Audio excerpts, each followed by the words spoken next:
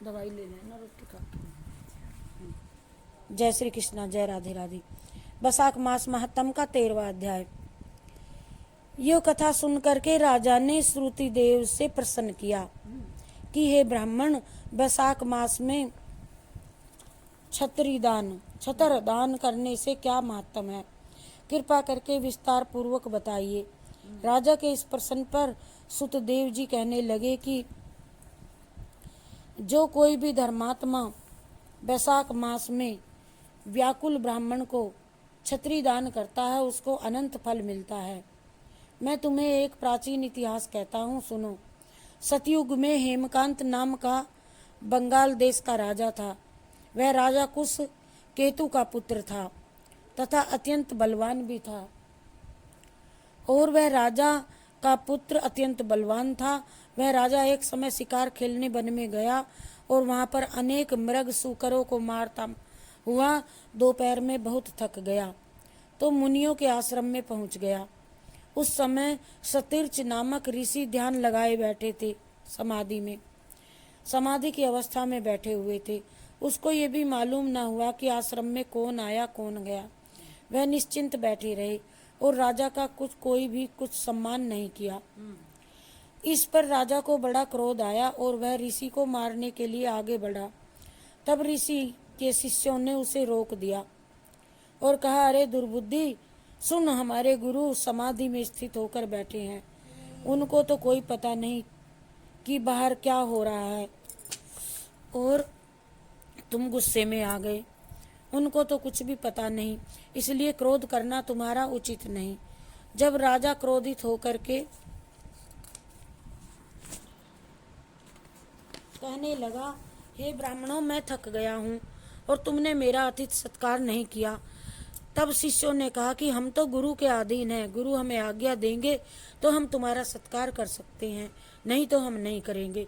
शिष्यों का ऐसा जवाब दे करके सुन करके प्रत्युत्तर क्रोध में और भी राजा आ गया और राजा ने अपना धनुष उठा लिया और कहने लगा कि मुझसे दान लेकर तुम और मेरा अन्न खाकर तुम मुझको ही शिक्षा देते हो। राजा ने उन पर क्रोध किया, ऐसे कृतज्ञों को आज मैं अवश्य मार दूंगा, तुम्हें तो मार देना चाहिए। इतना कहकर राजा उन पर बाण चलाने लगा। इसी से वह शिष्य भयभीत होकर भागने लगे तो राजा के सैनिकों ने उनको चारों तरफ से घेर लिया।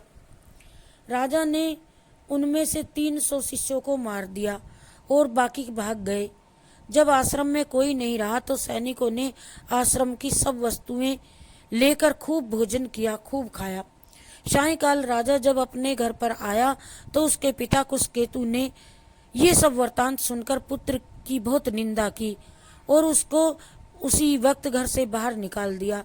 जब पिता ने उसको त्याग दिया और राजा हेमकांत फिर वन में रहने को चला गया तो वह अत्यंत व्याकुल होकर इधर उधर फिरने लगा और उसे तो उन ब्रह्म हत्याओं ने सताया, जो मारे थे ब्रह्म हत्या उन्हें सताने लगी। इस प्रकार उस दुरात्मा को फिरते फिरते 27 वर्ष हो गए, बीत गए वन में फिरते फिरते। एक दिन वहां पर त्रित नाम के ऋषि आए और ऋषि वैशाख मास में तीर्थ यात्रा करके आए थे और उस वन में आए जहां वह राजा परेशान था और धूप से व्याकुल होकर मूर्छा खाकर पृथ्वी पर गिर पड़े। त्रित नाम के ऋषि देवयोग से उस हेमकांत ने ऋषि की मूर्छा खाकर जो गिरते हुए देख लिया और उसके मन में बड़ी दया उत्पन्न हो गई। उसने ढाके के पत्तों से एक छतरी बनाई और मुनि के सिर पे लगाई और जो अलम्बू का उसको जल पिलाया, अपनी उंगलियों ओक से जल पिलाया। इस उपचार के करने से मुनि की मूर्छा से निर्वत हो इंद्रियों में कुछ चेतनता आई और सने सने धीरे धीरे वो अपने गांव में पहुंचे। इस पुण्य के प्रभाव से उसकी 300 जो ब्रह्म हत्याएं थी वह क्षण भर में दूर हो गई।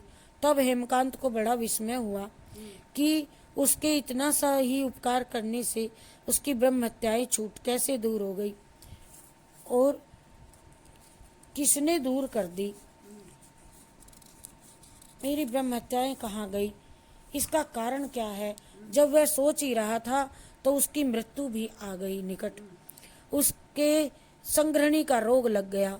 जब उसके प्राण निकलने लगे तो उसको 3 बड़े बड़े भयंकर यमदूत दिखाई दिए और वह हेमकांत को डराने लगे। तब हेमकांत मौन साध करके छत्रदान का याद किया। उसने जो ढाक का पत्ता लगाया था ऋषि के सिर पे, वह दान याद किया। विष्णु भगवान को याद कराने लगा। भगवान ने उसी क्षण उसी समय अपने मंत्री विश्वक्सेन को आज्ञा दी कि यमदूतों को चलो जाओ रोको और वैशाख मास में छत्रदान करने वाले हेमकांत की रक्षा करो, रक्षा करो। उसने यद्यपि बड़े बड़े पाप किए थे और उसने धूप में व्याकुल मूर्छित की मुनि की रक्षा की और वैशाख मास में यह छत्रदान लगाया, इससे निष्पाप हो गया।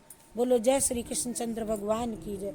श्री कृष्ण गोविंद हरे मुरार, हे नाथ नारायण वासुदेव। श्री कृष्ण गोविंद हरे मुरार, हे नाथ नारायण वासुदेव। जय श्री कृष्ण।